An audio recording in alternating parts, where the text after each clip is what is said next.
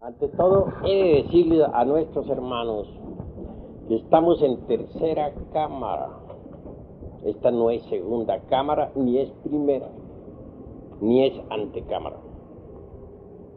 Hemos venido hablando sobre antropología gnóstica. Y hoy, como siempre, continuamos con las lecciones de antropología gnóstica.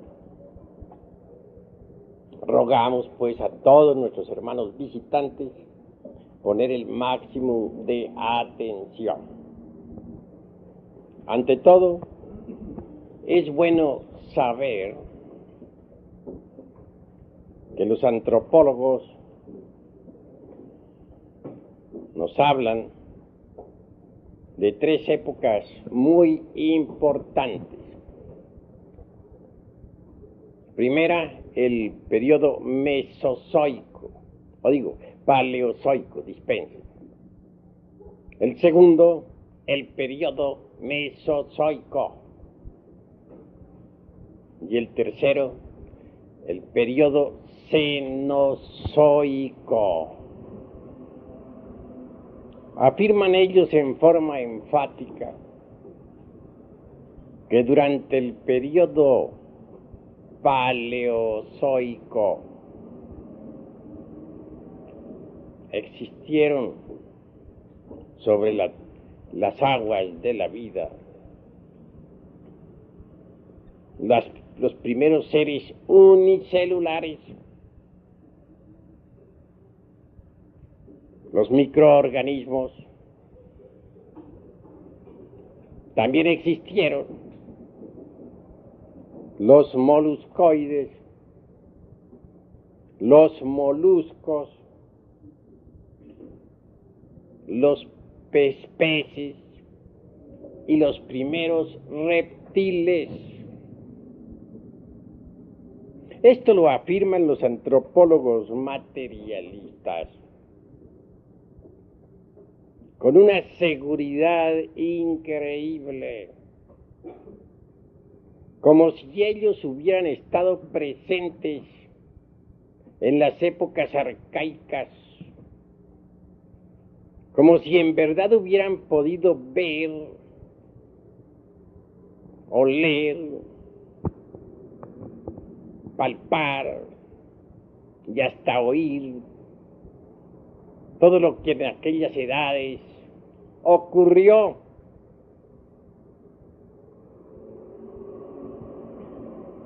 Sin embargo, como ya he dicho en pasadas cátedras,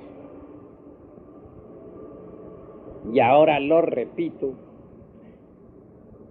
siempre aseveran los antropólogos del materialismo que no creen sino en lo que ven,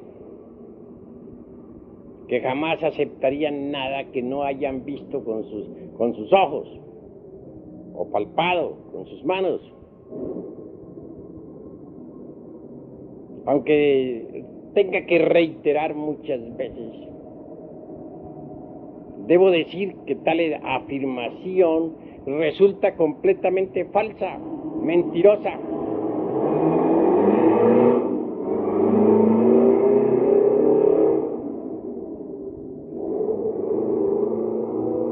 No importa que haya ruido, lo que nos importa es que haya aire. Dejen las ventanas abiertas. Así pues, mis queridos hermanos, ellos están creyendo en lo que nunca han visto, en lo que nunca han palpado. Están afirmando en forma increíble suposiciones falsas. ¿Cuándo vieron ellos la época aquella primaria?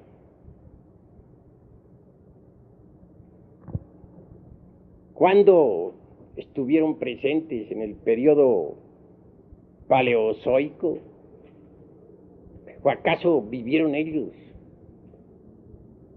en el periodo mesozoico? ¿Acaso existieron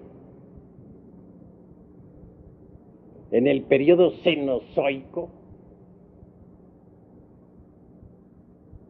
Están afirmando meras suposiciones que no les consta. afirmando lo que nunca han visto. Y sin embargo se creen eminentemente prácticos. Siempre una y otra vez están diciendo que no creen sino en lo que ven. Y nunca han visto el periodo paleozoico. ¿Qué saben de ese periodo? De las formas de vida que existieron en aquella primera edad arcaica de nuestro mundo.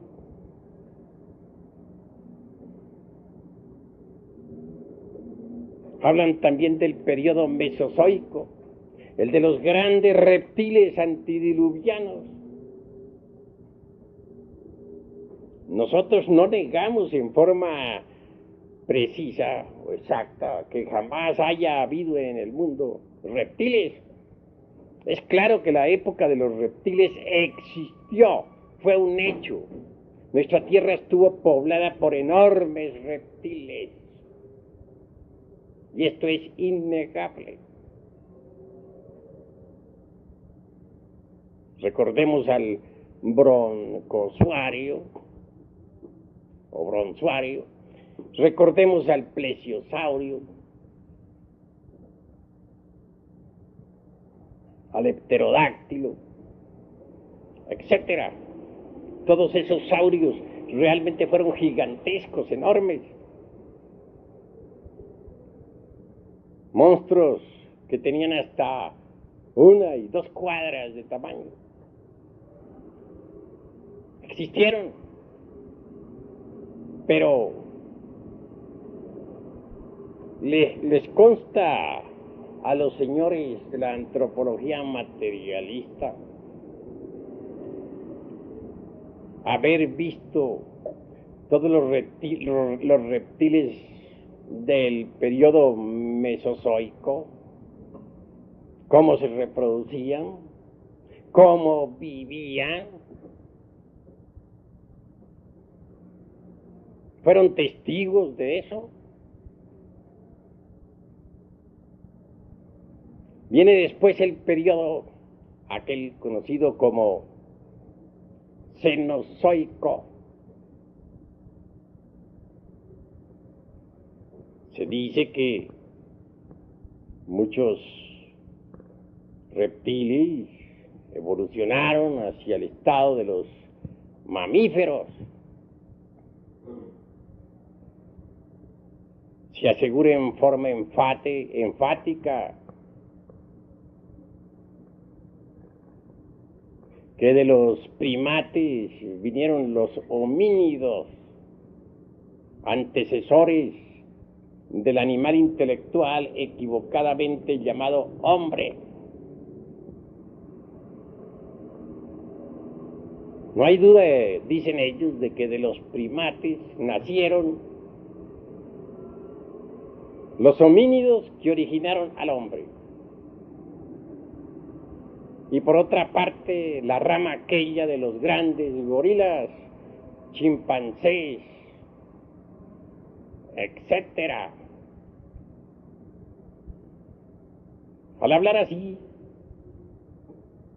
prácticamente quedan con Mr. Darwin. Bien sabemos que Darwin no dice en modo alguno que el hombre descienda del mono. Solo aclara que el hombre y el mono tienen un antecesor común. Los antropólogos del materialismo dicen que ese antecesor común son los primates, que de los primates nacieron los primeros homínidos y también los grandes simios de la época antigua, del periodo que podríamos llamar cenozoico. Así es como ellos arreglan sus teorías, para que en alguna forma coincidan con las teorías de Darwin.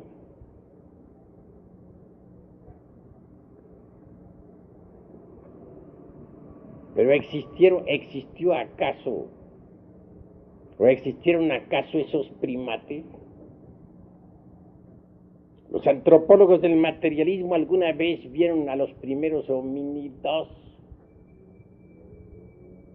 ¿Les consta? ¿Podrían jurar acaso que de esos homínidos nacieron por un lado los simios gigantes y por el otro los hombres?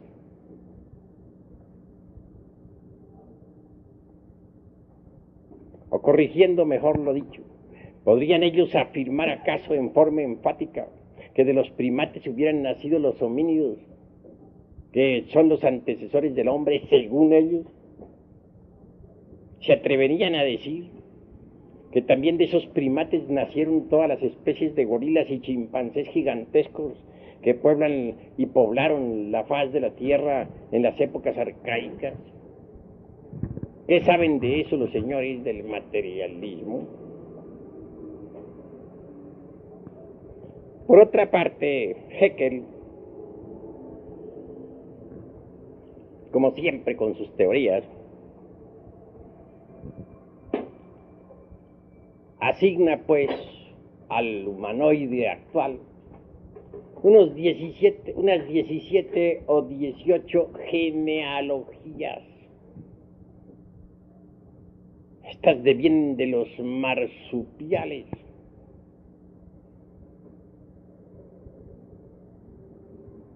Y de los mamíferos.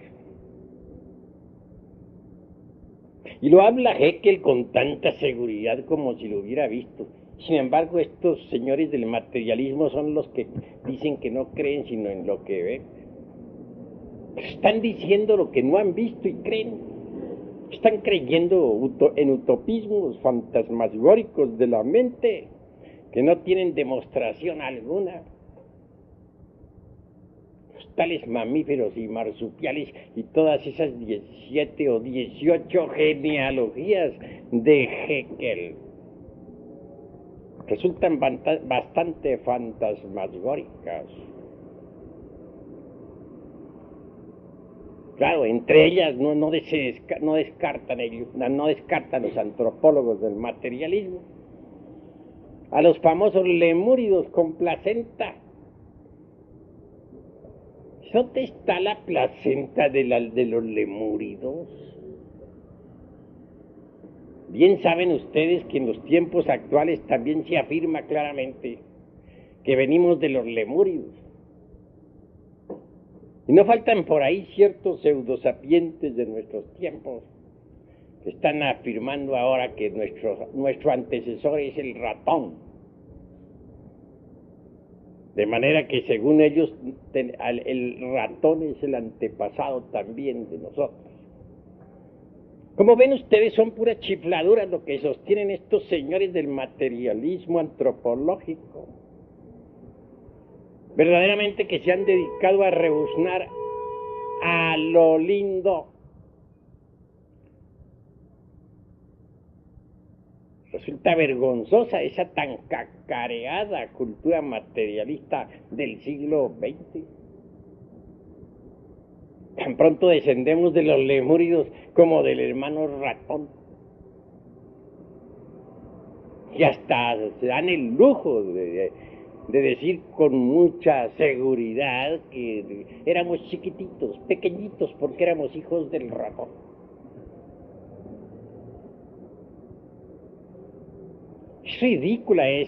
Son ridículas esas aseveraciones del materialismo antropológico. Bien sabemos nosotros por las tradiciones antiguas que la raza humana estuvo formada por gigantes de la Atlántida, gigantes de la Lemuria, gigantes de la época hiperbórea, gigantes de la época polar.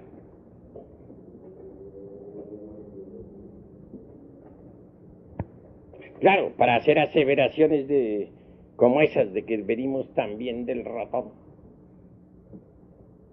tiene que haber excesiva ignorancia. Y quienes así escriben abusan terriblemente de la inteligencia de los lectores. Quienes escuchan semejantes sandeces realmente son víctimas de la ignorancia. Porque ni el mismísimo ratón era tan pequeño en la Atlántida como lo es ahora. Bien sabemos que el ratón en la época terciaria fue un gigante. Podría tener el tamaño de una vaca. Así pues, decir que el ser humano era chiquitito y que ha ido creciendo. Que chiquitito porque era el hijo del ratón. Es en el fondo espantosamente ridículo. Vean ustedes cómo se mueven esos cínicos del materialismo. Tan pronto están diciendo que venimos de los primates aquellos que ya cité y de los cuales nacieron los primeros homínidos. Como tan pronto están afirmando otra cosa, que nuestro antecesor es el ratón.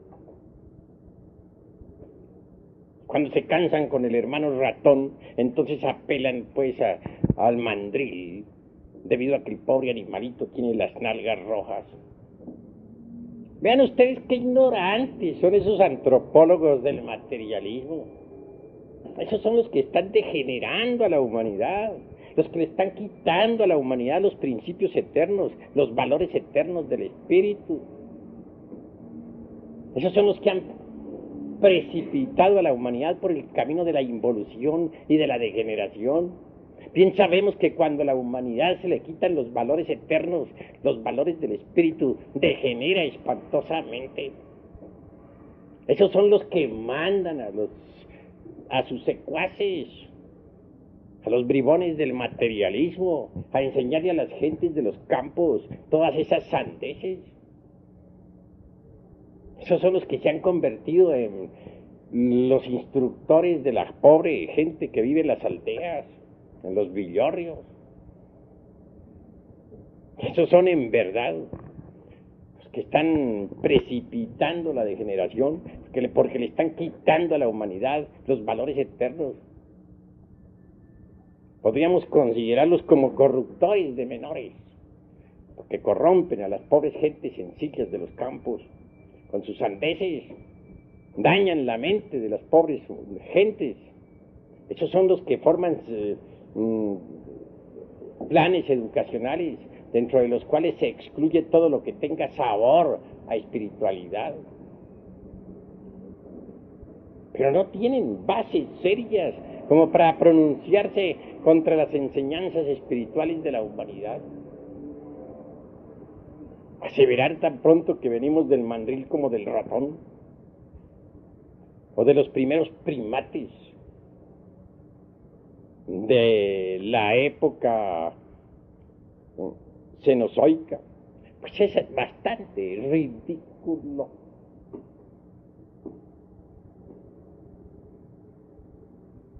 Tanto en el norte como en el sur, y en distintos lugares de la tierra y del mundo, estos señores materialistas se ríen del padre de Manu,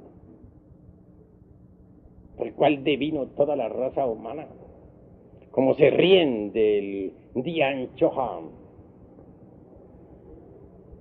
que les parece personaje utópico, y sin embargo no tienen ninguna inconveniente en creer en el Sosura del señor Haeckel, una especie de pitecoide estúpido allá, con capacidad ablativa 1000 veces más fantasmagórico y más utópico que la aseveración aquella de que venimos del Manu o del Dian Chohan. Todavía la humanidad cree en el Dian Chohan, aunque a estos señores del materialismo les fastidie. Todavía aceptan al padre del Manu. Millones de personas en el Asia lo creen en él. Del hombre, dijéramos, espíritu, en el hombre prototipo, colocado en un nivel del ser muy superior. Si hiciéramos investigaciones retrospectivas, con procedimientos muy distintos a los del carbono 14 o a los del potasio argón, descubriríamos que en realidad de verdad los prototipos de esta humanidad devienen de las dimensiones superiores de la naturaleza y del cosmos. Pero hablar así a los señores de la antropología materialista, pues es algo más que imposible, porque se sienten ellos tan incómodos como los chinos cuando escuchan un concierto occidental.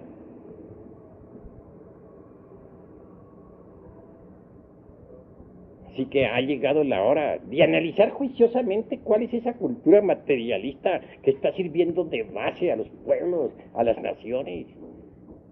Tenemos que buscar el origen de tanta corrupción y de tanta perversidad. No es posible que nosotros sigamos permitiendo que la humanidad sea víctima de la ignorancia. Eso es absurdo en un 100%. Esas 17 o 18 genealogías del señor Haeckel y sus secuaces están buenas como para un Molière y sus caricaturas. Es decir que aquellos lemúridos, pequeños animalitos de ojos muy vivos, tuviesen placenta y se pudiesen contar entre nuestros antecesores, es absurdo.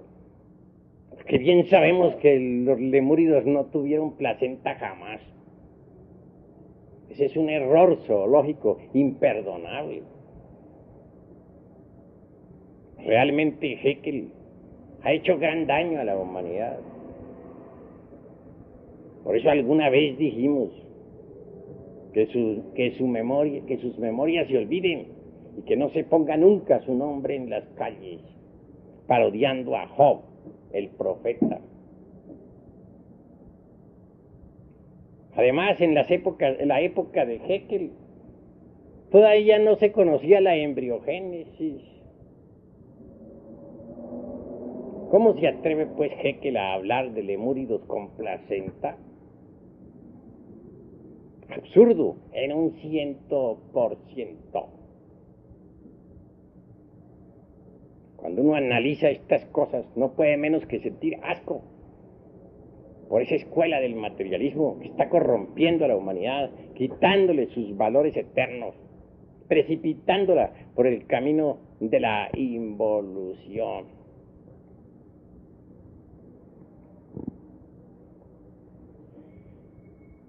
¿Cuál es en realidad de verdad el antecesor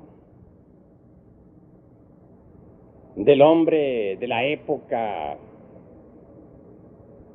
o del periodo cenozoico?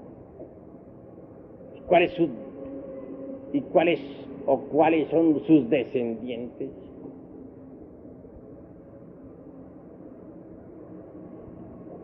¿Cuáles son los antecesores del hombre paleolítico? ¿Y cuáles sus descendientes?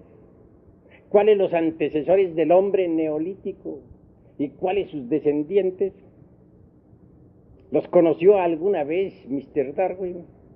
¿Los conoció Haeckel o Mr. Huxley?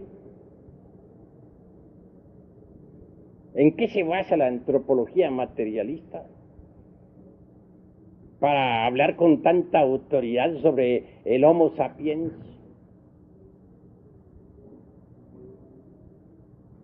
¿A qué época perteneció el Homo sapiens? El hombre primordial. En vano Mr. Huxley intentará buscar entre las capas subterráneas de la época cuaternaria los restos fósiles del hombre primordial. En verdad que no los hallará jamás. Y es que el hombre es más antiguo de lo que suponen los cerdos del materialismo. El hombre de la época del periodo cenozoico existió, como el hombre del periodo mesozoico y como el hombre del periodo paleozoico. Pero esto no lo aceptará más nunca jamás el materialismo. Ellos quieren que el hombre venga estrictamente de la época cuaternaria. En modo alguno aceptan que haya existido durante el periodo cainozoico. Así pues ha llegado la hora de las grandes reflexiones, de los grandes análisis. ¿Qué saben ellos de la forma como la vida se fue procesando durante las épocas primaria, secundaria, terciaria y cuaternaria?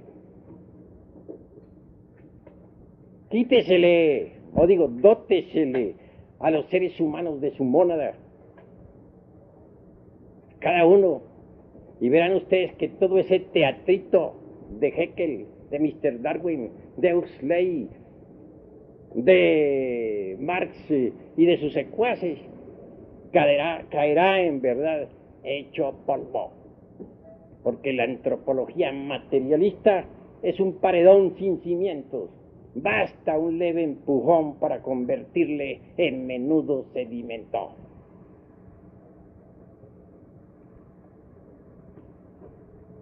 En mi pasada cátedra hablé aquí sobre el ombligo del universo. Y eso sí deberían estudiar los famosos antropólogos materialistas. Que nuestra Tierra tenga un ombligo, ¿por qué no? Si nosotros cuando nacemos, cuando venimos al mundo, también tenemos nuestro ombligo. Y así como es el macrocosmos, también el microcosmos. Tal como es arriba, es abajo.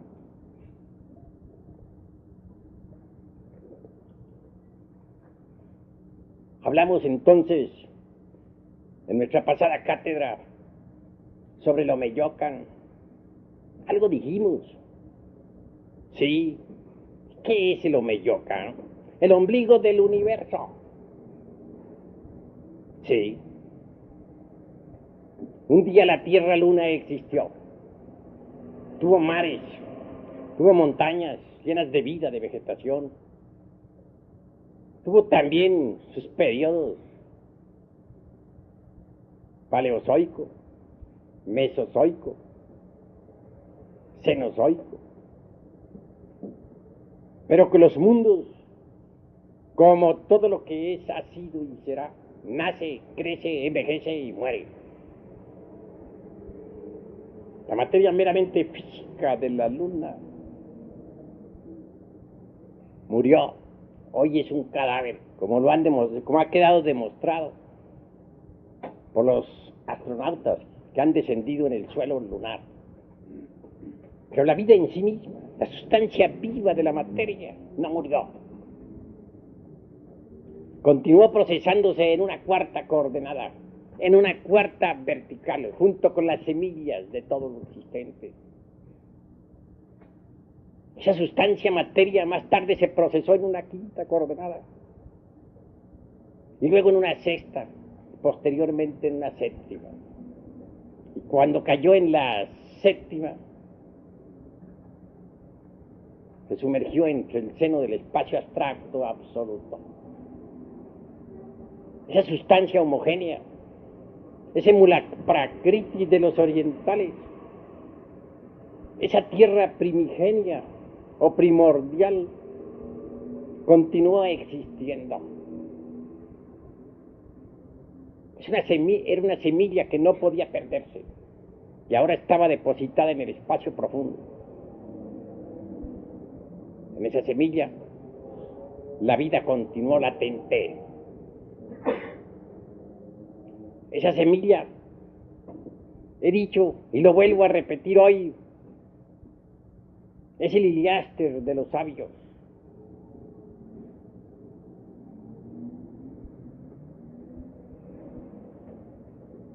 Durmió 7 eternidades tal semilla entre el caos, es decir, entre el espacio profundo, para ser más claro.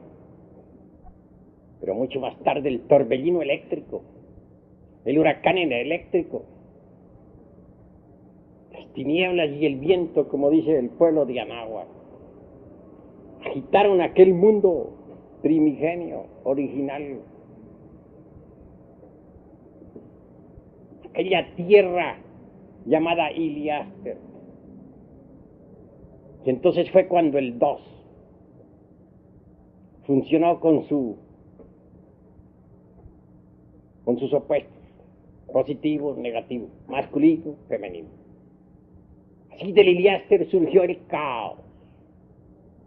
Por eso se habla de que en el Omeyocan, el huracán, las tempestades, las tinieblas prevalecen. Se habla allí claramente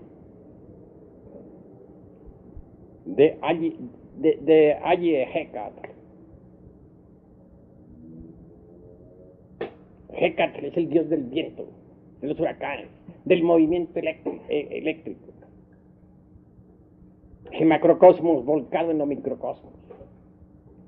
Todo en incesante actividad. Así el caos, en realidad de verdad,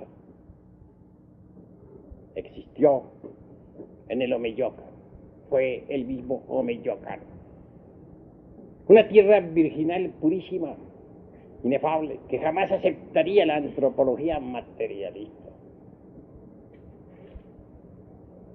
Allí estaban todas las posibilidades, hasta que el fuego universal hizo fecundo aquel caos. Y cuando lo hizo fecundo, apareció el limbus.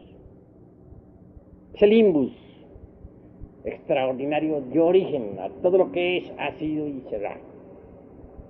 Desde entonces, desde el ombligo del universo, hubo sucesivos desdoblamientos a través de varias dimensiones. Y el hombre meramente germinal pasó por... Fue la época del protoplasma. Y la vida evolucionante e involucionante a través de varias dimensiones vino a cristalizar por último en la tierra protoplasmática. Existió una primera manifestación en el mundo de la mente, en la región de la mente cósmica o de la inteligencia universal. Una segunda manifestación de todo lo que es, ha sido y será, en un segundo periodo.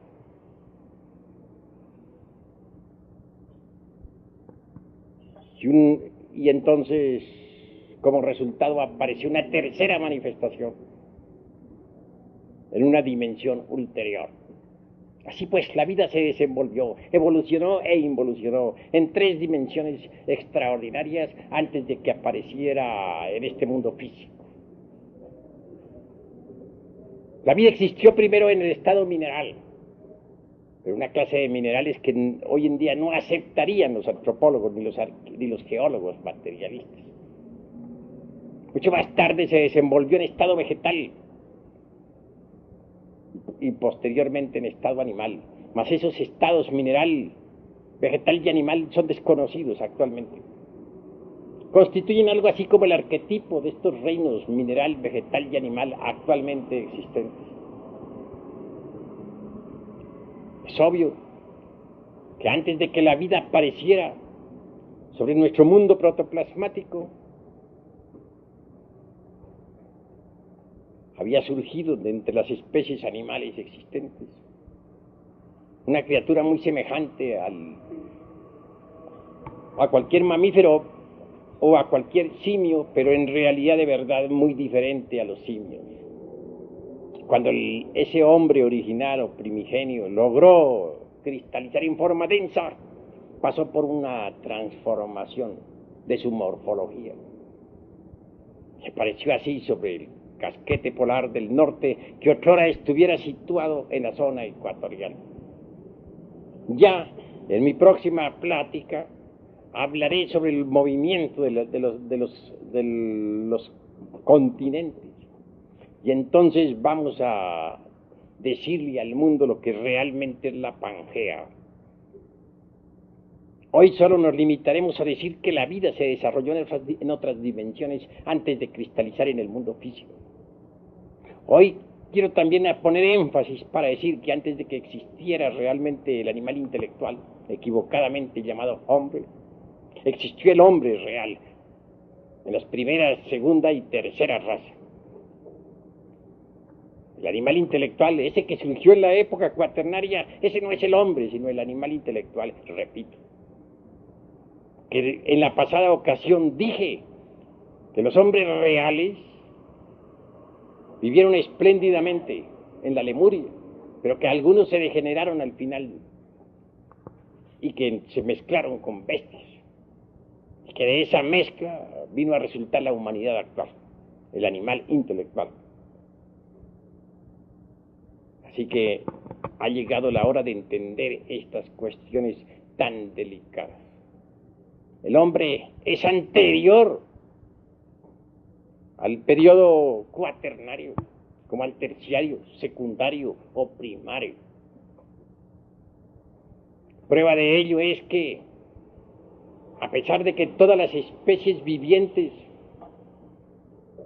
de los tiempos arcaicos desaparecieron, continúa existiendo ese animal intelectual llamado hombre. Si es capaz de subsistir a pesar de tantas tormentas, a pesar de la revolución de los ejes de la Tierra, a pesar de los acontecimientos de la Pangea, pues está con esto. Y si los animales, reptiles y de otra clase, de periodos paleolíticos, mesozoicos, etcétera, no fueron capaces de subsistir, esto nos está demostrando que el hombre es anterior a todos estos periodos señalados e indicados por los antropólogos materialistas. Quiero que ustedes reflexionen profundamente en todas estas cuestiones. Dótese al pobre animal intelectual de su mónada que se le intenta quitar, y todo el teatrito ese de Mr. Darwin y de los Haeckel y de los Huxley que caerá en verdad hecho polvo.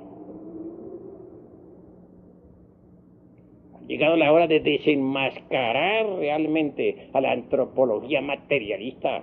Ha llegado el instante de devolverle a la humanidad los valores eternos. Hasta aquí mi plática de esta noche, para continuar ahora con la consagración de obispos y después con la cuestión de sanidades. ¿Usted cree que en nuestro vecino la vida de los gérmenes ya trae una especie definida? ¿Cómo? Repíteme. O sea, en el torbellino de los gérmenes de vida ya traían cada uno su especie definida. Indudablemente que los gérmenes de toda vida vienen desde el mismísimo ombligo del universo, desde el Omeyocan. Esta tierra tiene su ombligo, y en el ombligo de esta tierra está toda vida. Claro está que los antropólogos del materialismo son enemigos de la antropología gnóstica y de las auténticas tradiciones de México. No van a aceptar así porque sí al Omeyocan. A ver, ¿alguna otra pregunta? A ver, ¿no? Maestro, quiero que aclarara lo siguiente. Digo de que la raza lemuria se generó y se unió con las bestias, y ahí nació esta raza. ¿En qué sitio ubicamos a los atlantes que según se les ha enseñado fueron anteriores a nosotros? Pues la Atlántida fue aceptada hasta por Mr. Darwin. Y bien sabemos nosotros, con entera claridad meridiana, que la Lemuria también fue aceptada por Mr. Darwin. Sin embargo, tengo que decir lo siguiente. La raza lemúrica fue esplendorosa, formidable, maravillosa. Hoy no me he detenido a hablar claramente sobre los grandes aconteceres de Lemuria porque no nos alcanzaría el tiempo. Pero en futuras cátedras hablaremos claramente sobre toda la historia de la Lemuria. Al finalizar la raza lemúrica, en sus tiempos de decadencia, sucedió que algunos individuos degeneraron sexualmente y se mezclaron con bestias. De allí resultaron algunos simios muy extraños. Dije en mi pasada cátedra que algunos de rostros azules y otros de rostros rojos, que andaban tan pronto sobre pies y manos como se levantaban y verticalmente, y que tenían el derecho y el poder de hablar. Nuevas mezclas permitieron que esa clase de simios, a su vez, simios hombres, se juntaran con, produjeran pues la raza actual, la raza del humanoide intelectual, de manera que el humanoide, ese que los materialistas ven surgiendo del periodo cuaternario, no es el verdadero hombre, es únicamente el resultado de la mezcla de bestias humanas con hombres. Así pues, nuestra raza, nosotros todos, somos el resultado de la mezcla de los hombres que existieron en la Lemuria y que se juntaron con ciertas bestias, y ahí venimos nosotros. Nosotros somos hijos de bestias y de hombres. Somos pues animales intelectuales. Sin embargo, como venimos también de hombres, cargamos los gérmenes para el hombre. Si los sabemos aprovechar, esos gérmenes se desarrollarán en nosotros y nos convertiremos en hombres. Si por algo nos podemos convertir en hombres a pesar de ser animales intelectuales, es porque cargamos los gérmenes del hombre. Somos hijos de bestias, no lo negamos, mezcladas con hombres, pero cargamos los gérmenes del hombre. Si los aprovechamos, nos transformamos en hombres. Esa es la cruda realidad de los seres. ¿Entendido? ¿Hay alguna otra pregunta? Maestro, si el simio surgió de la mezcla de hombres degenerados con bestias, y la actual humanidad también, entonces quiere decir que en ese sentido se podría hablar de un origen común. Pues no podríamos del todo asegurar un origen común, porque son muchas las bestias y fueron muchos los hombres que se mezclaron con bestias. Muchas de esas mezclas a la larga y a través de sucesivos cataclismos perecieron, más el resultado de la mezcla de otras mezclas con bestias logró sobrevivir. Así pues, los atlantes fueron ya gentes que lograron sobrevivir, producto de la mezcla de hombres y bestias. Y a su vez, esta raza que actualmente puebla la faz de la Tierra es descendiente de Atlántico. Así pues, si decimos que el animal intelectual actualmente es hombre, estamos mintiendo. No es hombre, es animal intelectual. Hay muchas gentes que no aceptan, por ejemplo, la karma ZF, que no quieren la ciencia de la transmutación. Existen problemas muy graves, hombres que se casan con ciertas mujeres que no quieren la transmutación, y mujeres que se casan con ciertos hombres que no quieren tampoco la transmutación. En la Lemuria los hombres reales se reproducían por trilla sakti, es decir, no derramaban el vaso de Hermes. Cualquier zoospermo maduro era suficiente para hacer fecunda una matriz. Eso eran los hombres que no se habían degenerado, los hombres reales. Pero exigirle también a los pobres animales intelectuales que se reproduzcan por trilla sakti, es decir, mediante la transmutación, es mucho exigirle. Y si no aceptan, sencillamente tienen derecho a no aceptar, pues son bestias, y las bestias tienen derecho a reproducirse como bestias. Pero querer nosotros que las bestias se reproduzcan con el sistema de los hombres, con el don de Kriya Sakti, es mucho exigir. También es cierto que nos proponemos crear hombres, y para eso estamos difundiendo estas enseñanzas gnósticas. Quienes sí acepten de verdad el sistema de reproducción por Kriya Sakti, es decir, mediante transmutación de la libido sexual, se convierten en hombres, porque adoptan el sistema sexual de los hombres. Cuando ustedes, los misioneros, vean a alguien que no quiere aceptar el sistema de reproducción de Kriya Sakti, no se asombren, ni se extrañen, ni duelan, porque las bestias tienen su sistema de reproducción. Es mucha gracia que algunas de esas bestias acepten el sistema de los hombres. Eso es rarísimo, demasiado extraño. ¿Hay alguna otra pregunta? A ver, alumno.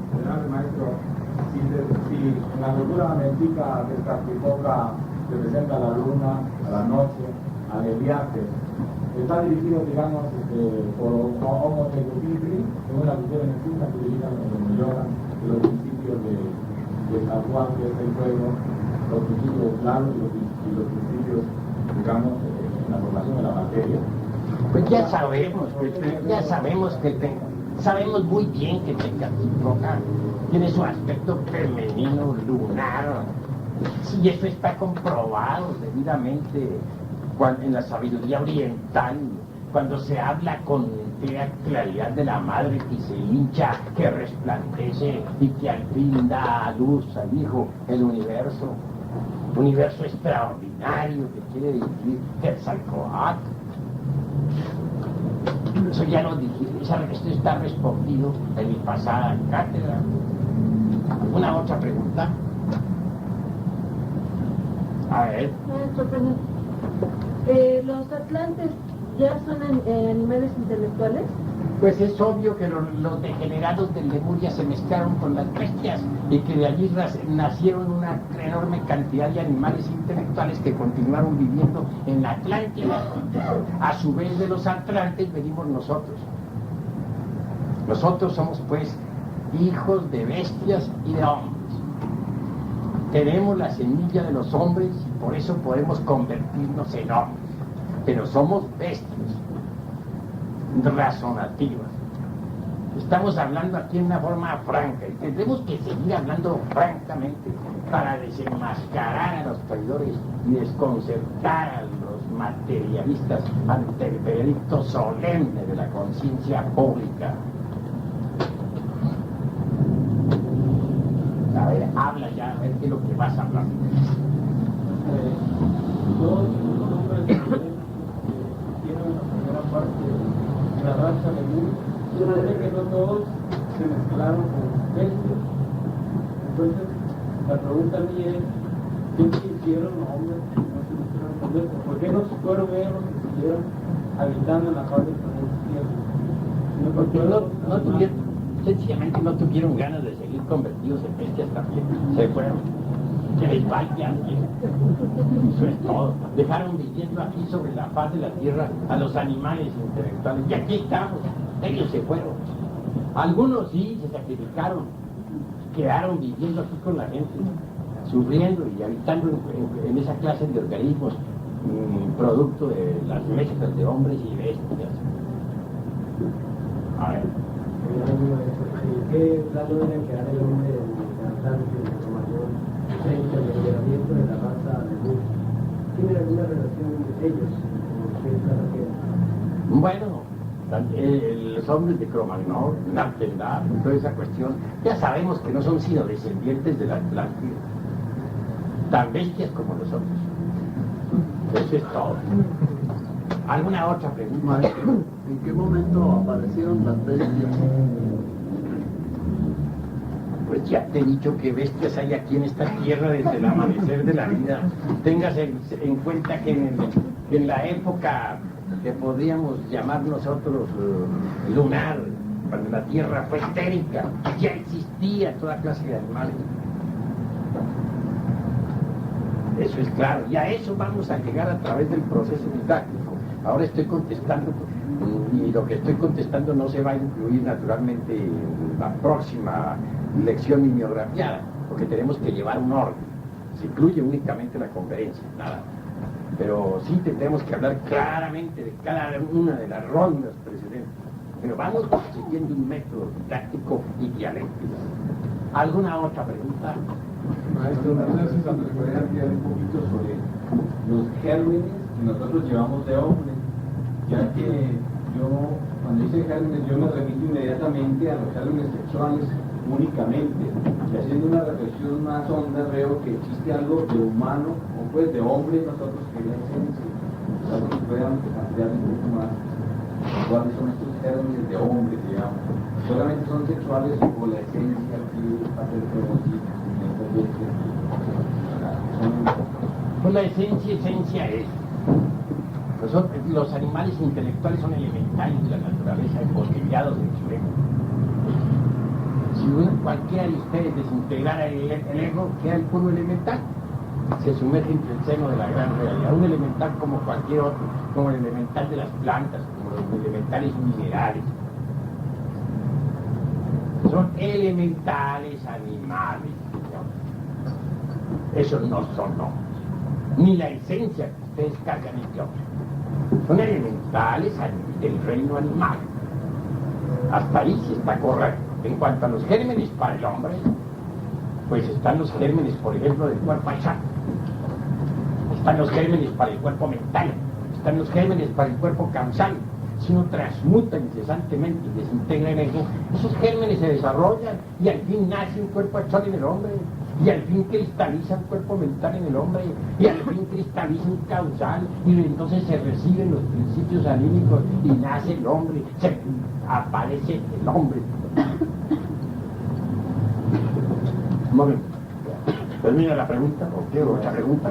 Sí, en realidad nuestra esencia es un elemental animal de bestia. La experiencia que en un momento dado uno toma aquí y que acrecenta la esencia, porque en algunos podríamos decir hay un aumento de conciencia a través de la experiencia. Es el elemental animal que está tomando.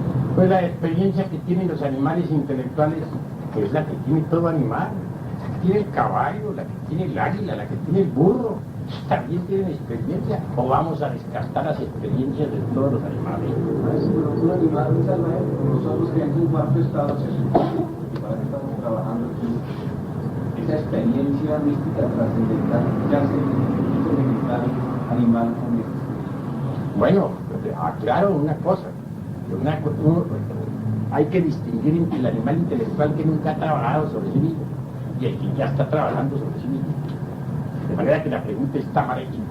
Claro que está trabajando sobre sí mismo, obviamente se está convirtiendo en hombre. Es una especie de estado transitorio entre el animal y el hombre. Es distinto. Para hablar como estoy hablando me refiero a la mayoría, a los millones de animales intelectuales que forman los mismos. Pero los que ya están trabajando sobre sí mismos se encuentran en un estado de transición entre el animal y el hombre. Eso es obvio. ¿Hay alguna otra pregunta? A ver, aquí hay una hermana que quiere preguntar, que tengo preguntas tú. La autorrealización, ¿se puede decir que es sinónimo de que el animal intelectual se convierta en hombre? Así es. Y hay varias autorrealizaciones. Uno puede, con una autorrealización, convertirse en hombre, con la otra puede convertirse en un cristificado o en un ángel. Son distintas las autorrealizaciones que hay. A ver, habla. Maestro, no sé si la pregunta que vaya a hacer venga al caso. En una revista de esas de pacotilla, y no doy crédito a la revista, simplemente pienso que ya hay un interrogante. Se dice que Samael existió en la Lemuria, que era un ángel caído y que enseñó en esa época la sexualidad a esa raza de hombres que había, que fue allí cuando hubo la unión de los hombres o de los dioses con las hijas de los hombres, o sea, donde me supongo que hubo la degeneración en base a lo que usted dice. ¿Cómo podríamos nosotros entender eso? En la época de la Lemuria, no solamente el que está aquí hablando con ustedes se fue de bruces, sino que se fue de bruces casi todos los pitris lunares, armisbatas, tronos, querubines, todo el ejército del cielo se fue abajo. Cuando la gente comenzó a entrar en la generación animal, pues yo también entré en la bola.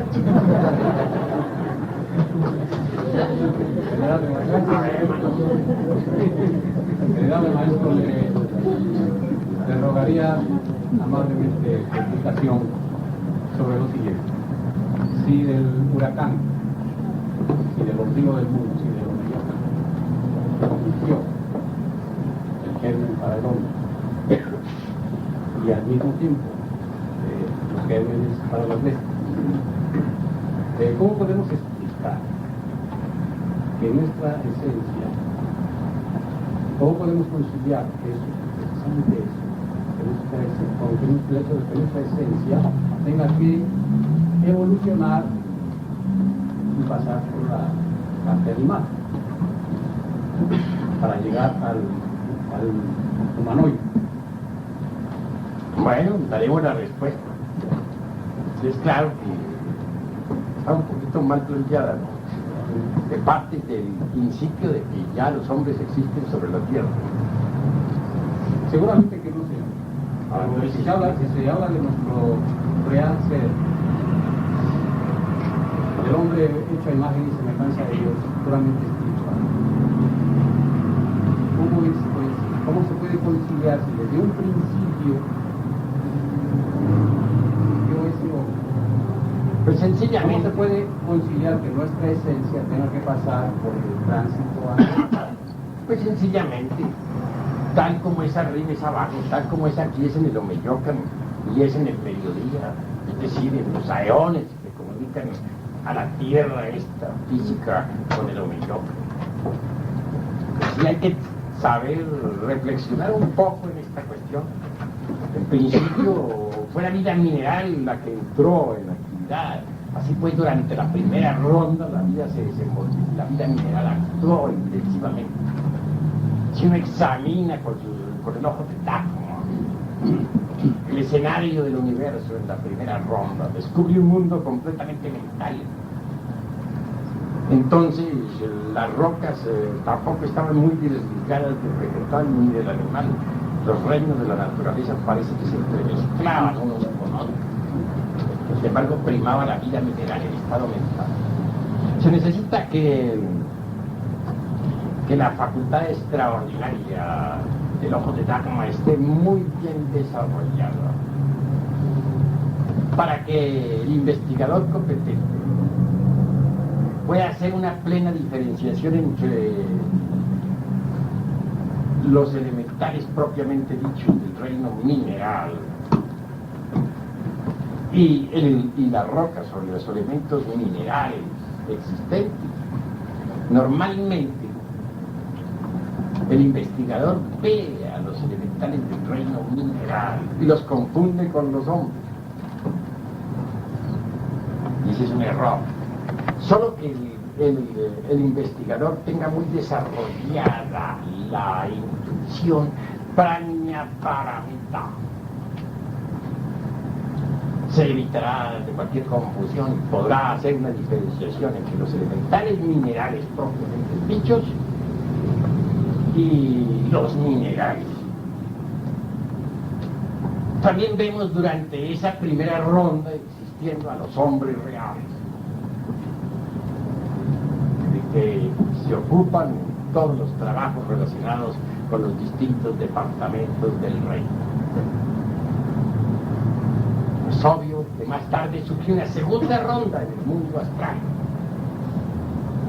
En esa segunda ronda, los elementales del reino mineral avanzan un paso más y se convierten en elementales vegetales.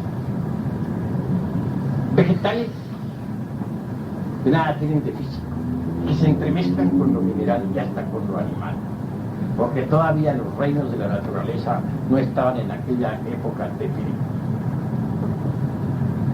Puede muy fácilmente confundirse el investigador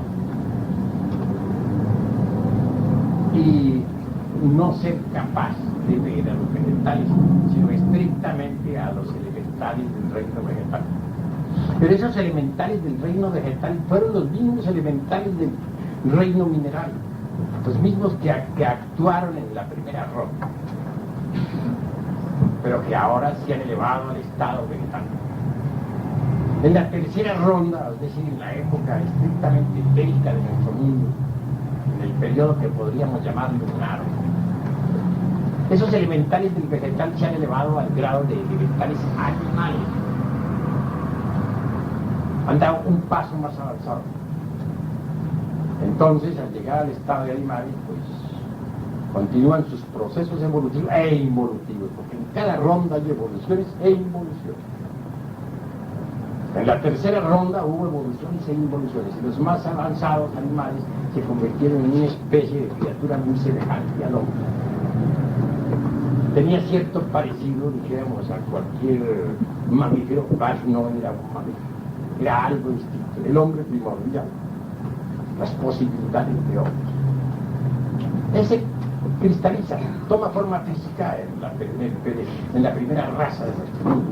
Y al tomar la forma física, es claro que sufre un cambio en su morfología. Así aparece, primero aparece sobre el continente, sobre la isla sagrada, Castepe polar del norte, que entonces no estaba realmente en el polo norte, sino en la zona ecuatorial. Bueno, posteriormente continúan todos los procesos evolutivos e involutivos que nosotros iremos desarrollando a través de la embriogénesis, etcétera, etcétera, etcétera. Los hombres reales de la antigua Tierra Luna vivieron en la primera, en la segunda y en la tercera ronda, al lado de los elementales. Y también tomaron cuerpo en las primeras 3 razas que existieron. De manera que las primeras 3 razas hubieron hombres nuevos y hombres antiguos, que convivían felizmente en estado paradisíaco. Por cuanto a los gérmenes propiamente dicho de toda vida vinieron desde lo mediocre. Pasaron por sucesivas transformaciones hasta cristalizar en la forma de las formas reales, están en lo mediocre, de las 3 dimensiones superiores de la naturaleza: la astral, la mental y la etérica, astral y mental. Todo esto tendremos que irlo desarrollando en forma metódica, didáctica y dialéctica. Hoy solamente me limito estrictamente a esbozarlo, porque si quisiéramos detenernos ahora en esta cuestión, pues francamente no nos alcanzaría ni toda la noche ni muchos años. Esto es muy largo de hablar. No me permite una última. Yo tengo la siguiente indicación de hace mucho tiempo. Cuando hablamos de la evolución y la involución, se dice que en un amanecer de un día cósmico, o sea, de un manifestada, se desprendieron del absoluto millonadas de esencias con el único objetivo de evolucionar. Porque en un principio, la primera manifestación que vino, como empezaron a evolucionar, fue a través del mineral, y luego el vegetal y finalmente el animal y luego el humano. Sin embargo, siempre he tenido esta intención de esto. Cuando se habla de las 7 razas, encontramos de que los protoplasmáticos, o sea, la primera raza solar, eran de un material viscoso, líquido y protoplasmático, ¿no? Luego eso, la relación de si en un comienzo se empezó con el mineral, sin embargo se habla de la primera raza, ¿no? La raza solar. Por favor, maestro, que me aclare, pues a mí me interesa como que se vea la aclaración correcta. Ya he tenido ese inconveniente y no he tenido la respuesta. Ya te dije que el hombre, el primer intento de hombre, cierta criatura muy parecida a los mamíferos, sufrió una morfología, una transformación morfológica cuando cristalizó en este mundo tridimensional de Euclides en la época solar. Claro que esa criatura de la época lunar vino a convertirse en cuerpo de hombre, en hombre, durante o en algo semejante a ovni en la época polar, pues tuvo que pasar por evoluciones a través de la segunda y de la primera ronda. Así pues no tiene nada de raro ni de extraño. Aún hoy en día, pues, ahora que esas criaturas, esas razas de la época polar, de la Hiperbórea y de la Lemuria, pues hayan dejado ya de existir, no significa que no hayan existido, existieron. Ahora, la raza actual es diferente, es el resultado, como ya dije, del crudo. Con una seguridad increíble, como si ellos hubieran estado presentes en las épocas arcaicas, como si en verdad hubieran podido ver, oler, palpar y hasta oír todo lo que en aquellas edades ocurrió.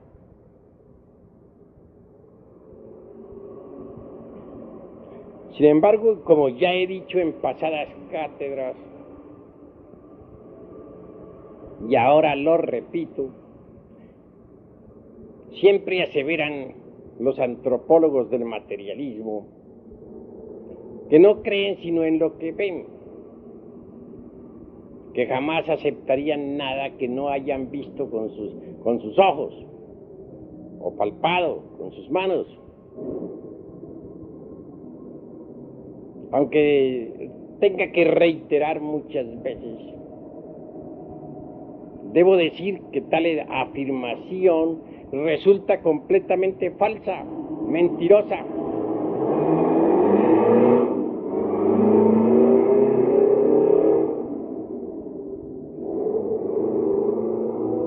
No importa que haya ruido, lo que nos importa es que haya aire. Dejen las ventanas abiertas. Así pues, mis queridos hermanos, ellos están creyendo en lo que nunca han visto, en lo que nunca han palpado. Están afirmando en forma increíble suposiciones falsas. ¿Cuándo vieron ellos la época aquella primaria?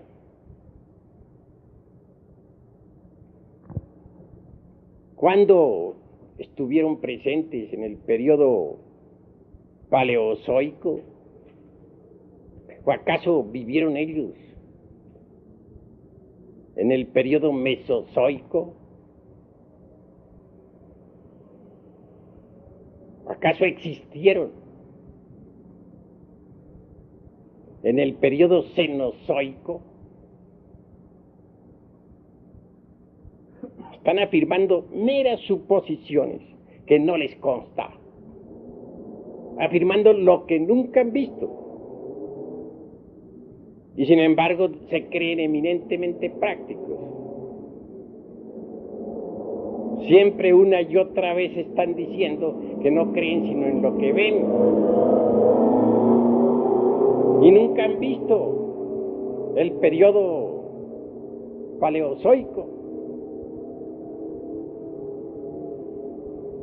¿Qué saben de ese periodo? De las formas de vida que existieron en aquella primera edad arcaica de nuestro mundo.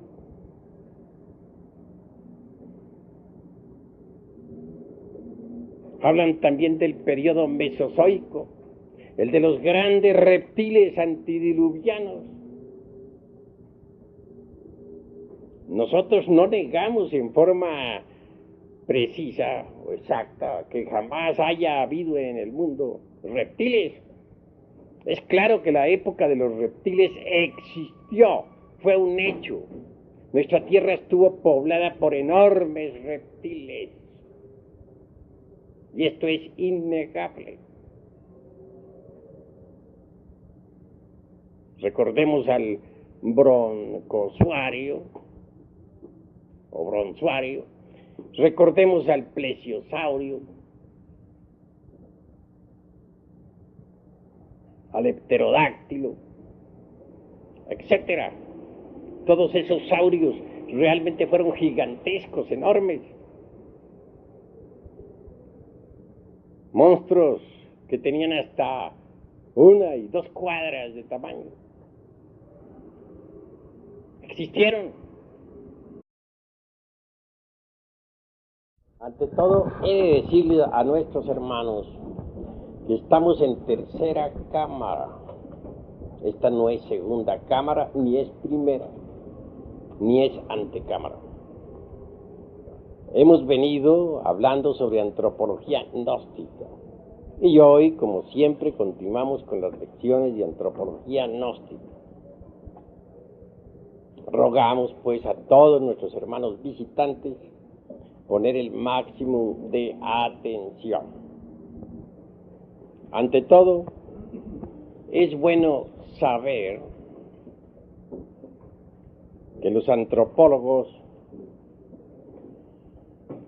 nos hablan de 3 épocas muy importantes.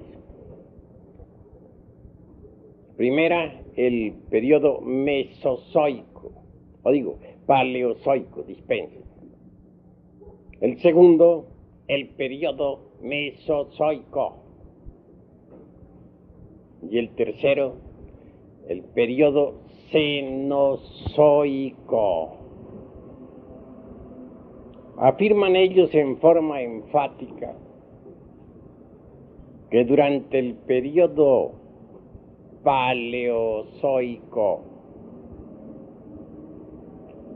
existieron sobre las aguas de la vida los primeros seres unicelulares, los microorganismos. También existieron los moluscoides,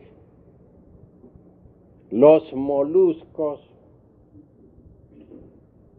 los peces y los primeros reptiles. Esto lo afirman los antropólogos materialistas. Pero les consta a los señores de la antropología materialista haber visto todos los reptiles del periodo mesozoico, cómo se reproducían, cómo vivían. ¿Fueron testigos de eso? Viene después el periodo, aquel conocido como Cenozoico. Se dice que muchos reptiles evolucionaron hacia el estado de los mamíferos.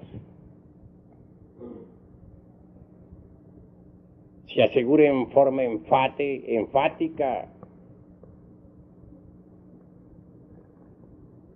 que de los primates vinieron los homínidos, antecesores del animal intelectual equivocadamente llamado hombre. No hay duda, dicen ellos, de que de los primates nacieron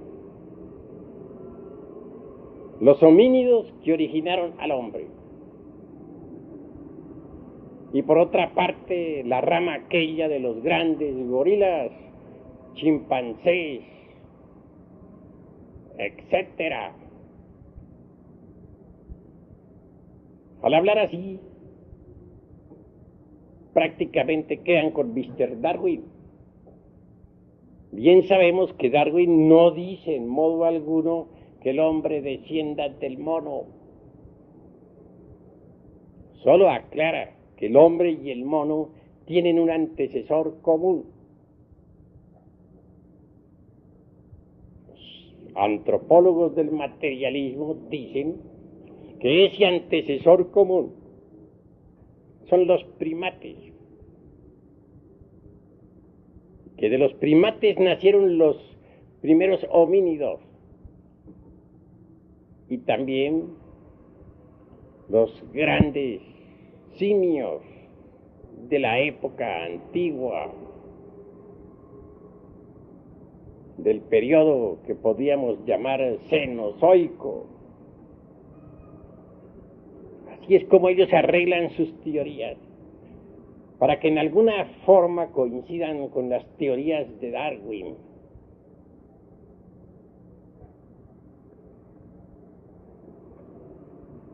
Pero ¿existieron acaso esos primates? Los antropólogos del materialismo alguna vez vieron a los primeros homínidos. ¿Les consta? ¿Podrían jurar acaso que de esos homínidos nacieron por un lado los simios gigantes y por el otro los hombres?